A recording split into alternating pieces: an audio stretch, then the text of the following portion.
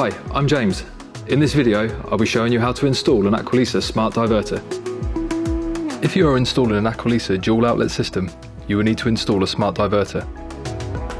If you're installing a diverter for an Aqualisa Q smart shower, please refer to our separate video. All other Aqualisa smart diverter showers can be installed as shown in this video. Using a 15mm push-fit connector, connect the diverter box to the outlet of the smart valve. Fix the diverter using the adjustable feet.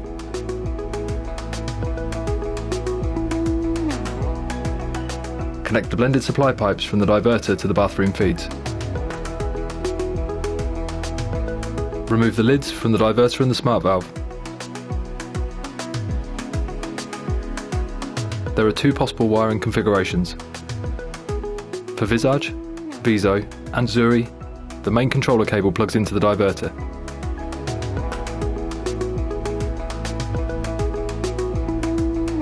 Connect the 2-meter patch lead cable from the secondary port of the diverter and the first port of the quartz valve.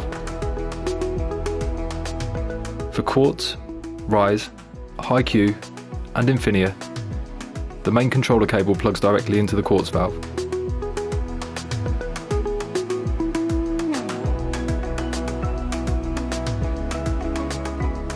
Connect the 2-meter patch lead cable from the secondary port of the smart valve and the first port of the diverter.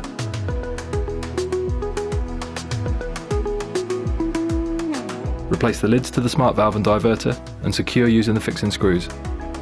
Ensure that all isolation valves are fully open.